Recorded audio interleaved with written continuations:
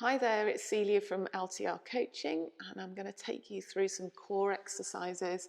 We're going to start on our backs. So if you lie down with your feet flat on the ground, and we're going to do a glute bridge. So just raise your hips up off the floor and your knees should be in line with your ankles.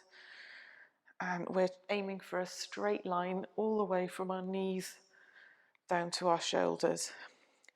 And then what we're going to do is lift one leg up and then lower, so it's about an inch or two off the floor.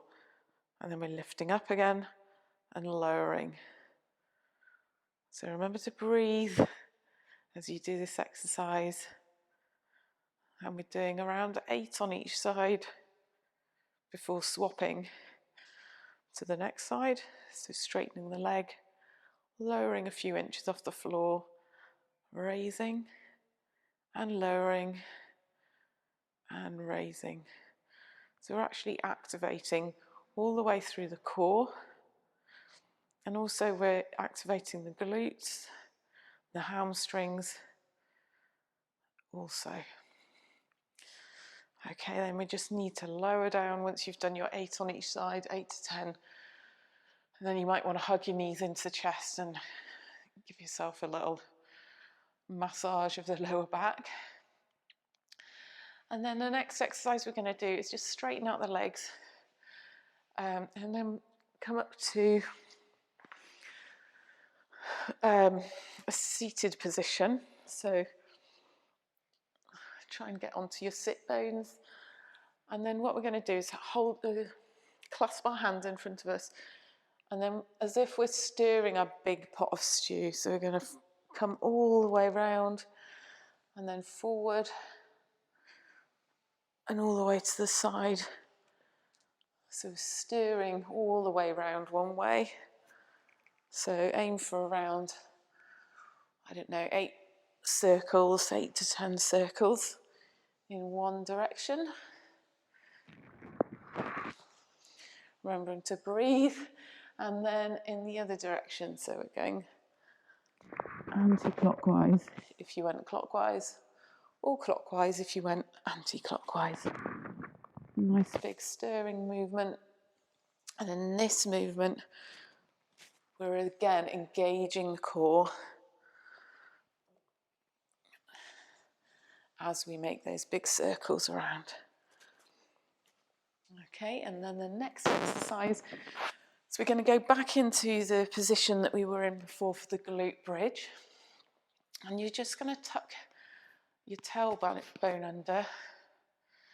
So you're lifting your hips off the floor a little bit, but not as much as you were in the glute bridge. So you're just coming a little bit off the floor.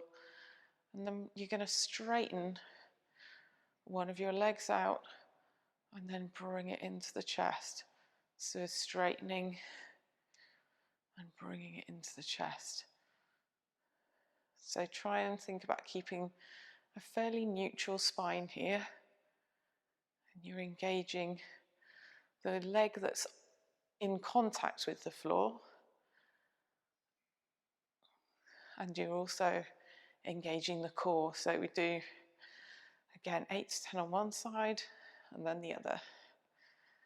Just a few inches off the floor, bringing the knee in and then straightening. And bringing the knee in and straightening.